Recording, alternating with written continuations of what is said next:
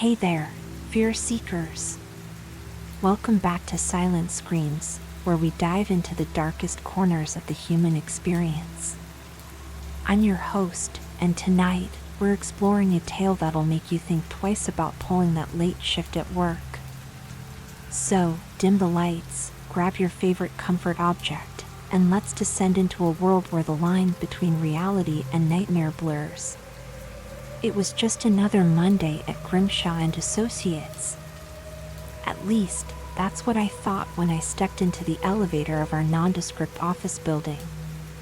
The familiar ding of each floor passing did little to wake me from my caffeine-deprived stupor. I'd been pulling long hours lately, trying to impress the higher-ups and secure that promotion. Little did I know, I was about to get way more than I bargained for.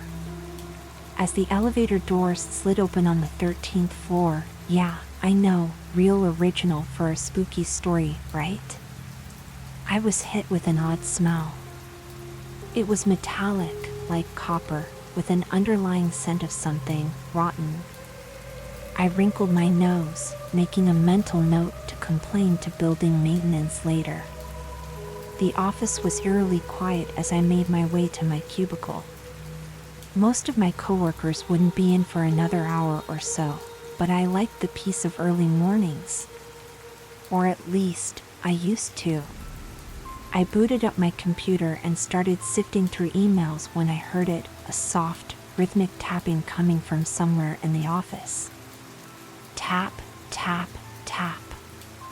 It was probably just the pipes, I told myself. This building was old, after all. But as the minutes ticked by, the tapping grew louder, more insistent. Tap, tap, tap. It was coming from the break room. With a sigh, I pushed back from my desk and went to investigate. The fluorescent lights in the break room flickered as I entered, casting strange, dancing shadows on the walls. The tapping had stopped, replaced by an unsettling silence. I walked over to the ancient coffee maker, my footsteps echoing in the empty room. That's when I saw it, a dark, viscous liquid oozing from the coffee maker. It didn't look like any coffee I'd ever seen. It was too thick, too dark, and it smelled like blood. I stumbled backward, my heart racing. This had to be a prank, right? Some sick joke from the guys in accounting? But as I watched, the liquid began to move of its own accord, forming shapes on the counter. It looked almost like words. Feed me, it spelled out in dripping, crimson letters. I ran out of the break room, slamming the door behind me. My mind was reeling, trying to make sense of what I'd just seen. I needed to call someone to get out of here. But as I reached for my phone, I realized the office around me had changed. The cubicles were gone, replaced by endless rows of filing cabinets that stretched as far as the eye could see. The ceiling seemed impossibly high, disappearing into darkness above. And the walls, they were pulsing, like something alive was trying to break through. Hello? I called out, my voice shaking. Is anyone there? A chuckle echoed through the cavernous space, low and menacing. Oh, there's someone here all right, a voice answered.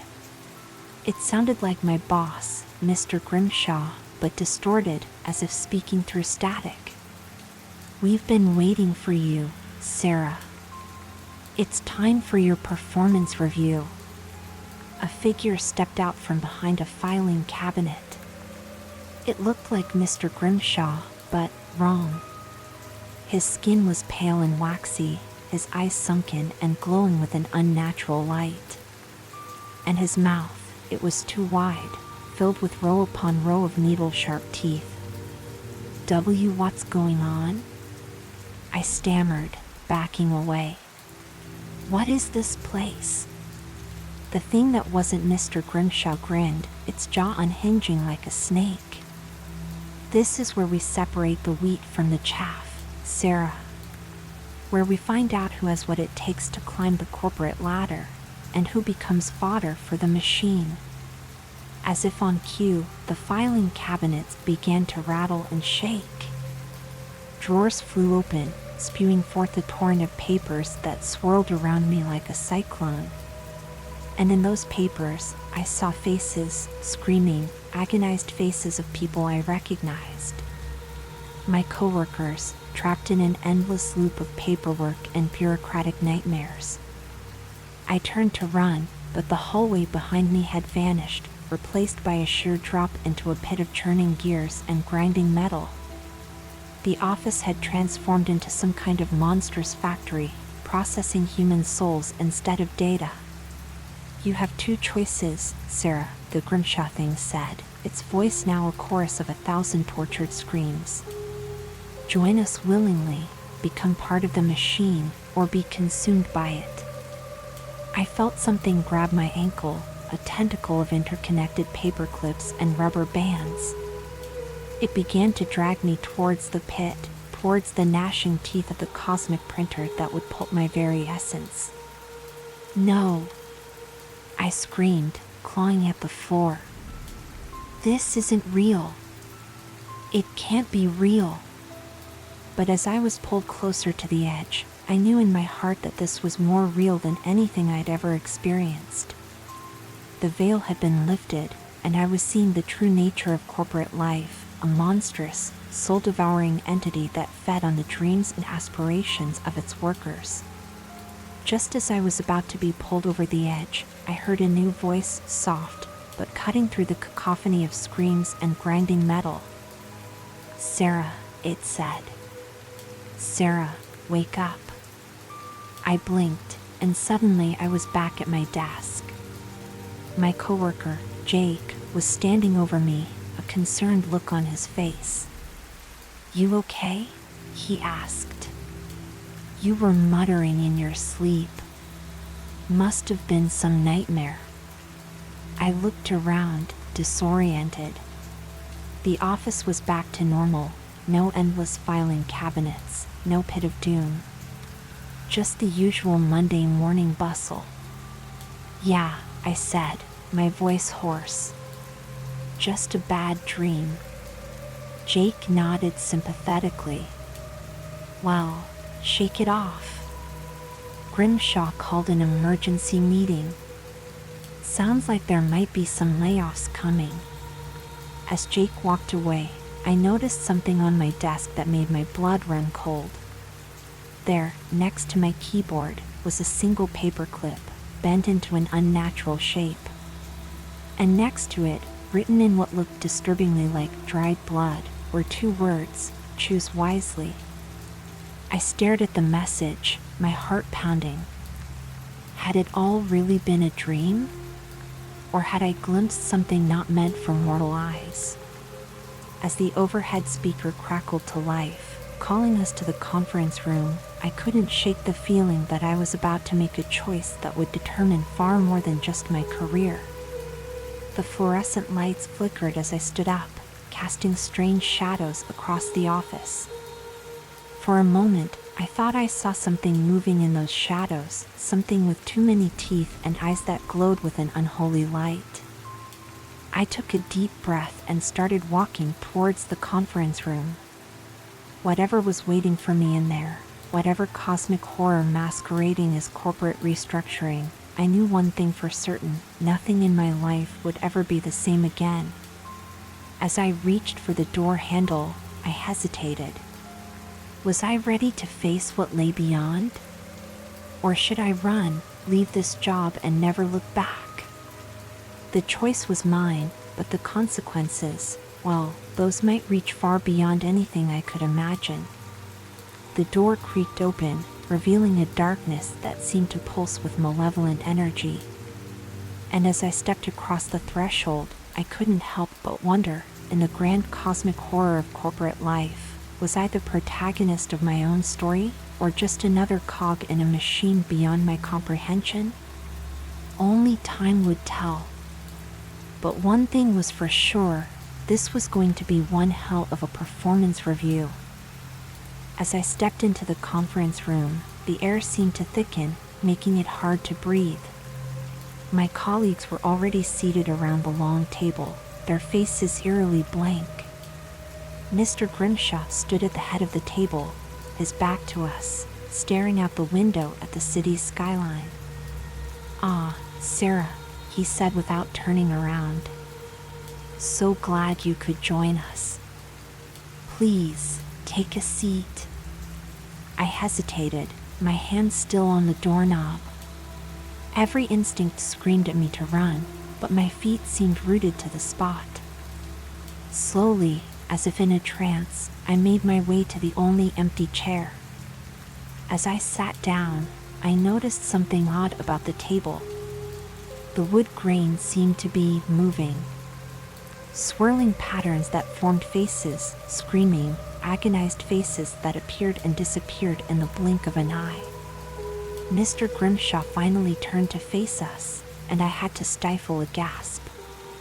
His eyes were completely black, like polished obsidian, and his smile was too wide, stretching literally from ear to ear. "As you all know," he began, his voice resonating with an otherworldly echo, "our company is going through some changes. We need to streamline our operations, become more efficient. And that means making some tough decisions." As he spoke, I noticed a strange symbol appearing on the wall behind him.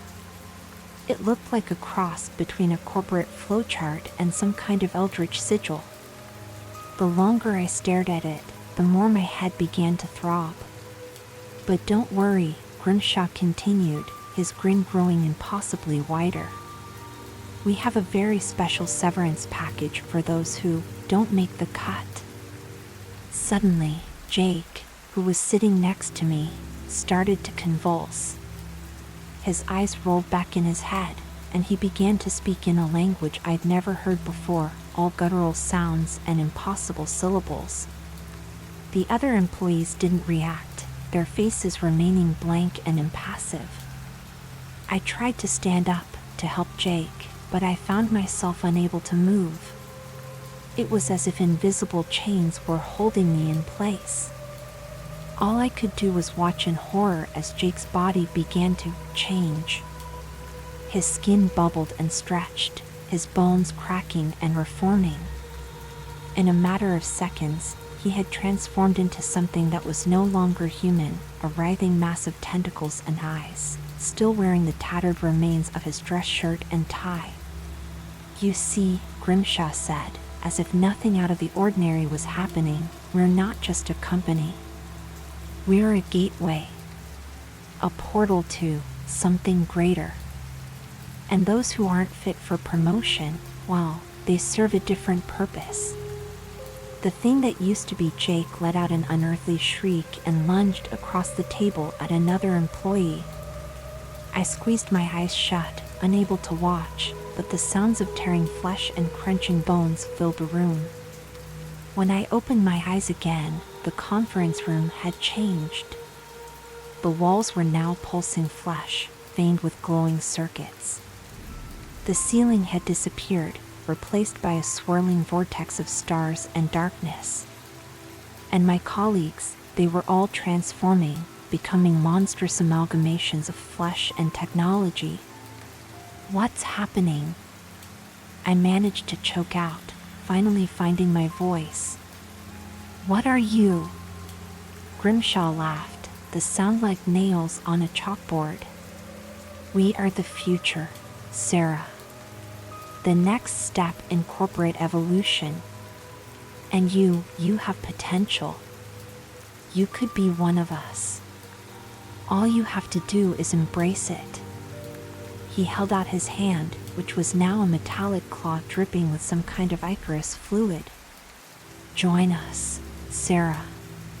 Become part of something greater than yourself. Or..." He gestured to the writhing mass of former coworkers, now a single entity of flesh and metal, consuming everything in its path. "Become part of them. The choice is yours." I felt something stirring inside me, a darkness I'd never known existed. Part of me wanted to take his hand, to give in to whatever cosmic horror this was. But another part, the part that was still human, still me, rebelled against the very idea. With a surge of all I didn't know I possessed, I broke free of the invisible chains holding me. I stood up, knocking over my chair, and faced Grimshaw. "No," I said, my voice stronger than I felt. "I reject your promotion. I reject everything you stand for." Grimshaw's face contorted in rage, his features melting and reforming into something truly monstrous. "Then you will be consumed," he roared, lunging at me with impossible speed. But just as his claws were about to reach me, something extraordinary happened. The air around me began to glow, and I felt a warmth spreading through my body. Symbols appeared on my skin, not the eldritch sigils of whatever corporate nightmare this was, but older symbols. Symbols of protection, of defiance against the darkness. I realized, in that moment, that I had my own power. A power born from years of resisting the soul-crushing nature of corporate life, of maintaining my humanity in the face of dehumanizing practices. And now, that power was manifesting in a very real, very tangible way. "No," I said again, my voice resonating with newfound strength. "You have no power over me. Not anymore." I raised my hand, and a blast of pure, white light erupted from my palm. Grimshaw screamed, a sound of rage and fear and disbelief, as the light engulfed him. The monstrous amalgamation of my former coworkers shrieked and recoiled, dissolving into nothingness. The conference room began to shake, reality itself seeming to tear at the seams. I knew I had to get out, and fast.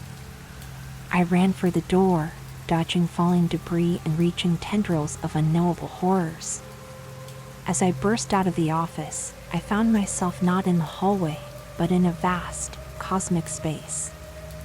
Stars and galaxies swirled around me, and in the distance, I could see other corporate towers, each one a beacon of eldritch energy, each one a gateway to some nameless horror. I was falling, or flying, through this impossible space. But I wasn't afraid anymore. Somehow, I knew I had the power to navigate this realm, to find my way back to reality, my reality. As I soared through the cosmic void, I caught glimpses of other worlds, other possibilities. I saw versions of myself who had given in, who had become part of the corporate horror. But I also saw versions who had resisted, who had found different paths. And then, with a jolt, I was back. Back in the real world, standing on the sidewalk outside my office building. The sun was rising, painting the sky in hues of pink and gold. It was a new day. I looked up at the towering skyscraper that had been my workplace. From the outside, it looked normal. But now I knew the truth about what lurked behind its gleaming facade. As I stood there, contemplating my next move, my phone buzzed. It was an email from HR. "Dear Sarah, we regret to inform you that your position at Grimshaw and Associates has been terminated, effective immediately. Please do not attempt to return to the office. Your final paycheck will be mailed to you. We wish you the best in your future endeavors. Sincerely, Human Resources." I couldn't help but laugh.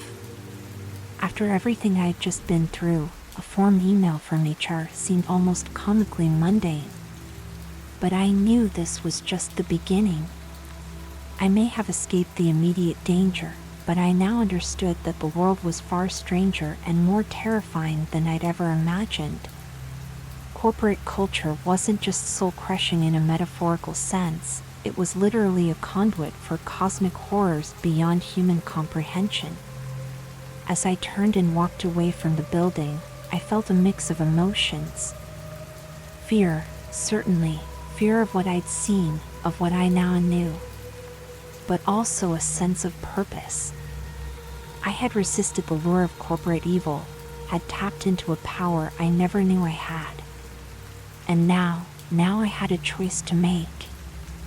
I could try to forget, to go back to a normal life and pretend none of this had ever happened.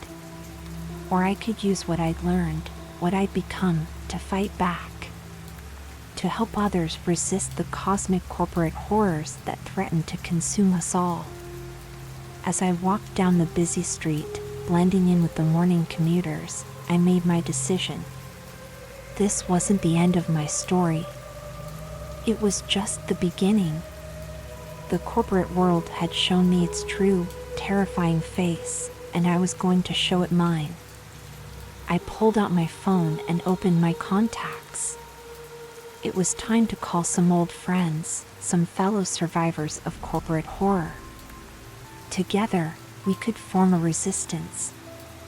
A way to fight back against the eldritch terrors masquerading as corporate entities. Because now I knew the truth, the greatest horror story wasn't found in books or movies. It was found in the towering skyscrapers and fluorescent-lit offices of the corporate world. And I, Sarah, former employee of Grimshaw and Associates, was going to do something about it. As I walked towards an uncertain future, I couldn't help but smile. Let them come, I thought. Let all the cosmic horrors of the corporate world try their worst. I was ready. And I wasn't alone. The war against corporate evil had just begun. And I had a feeling it was going to be one hell of a ride.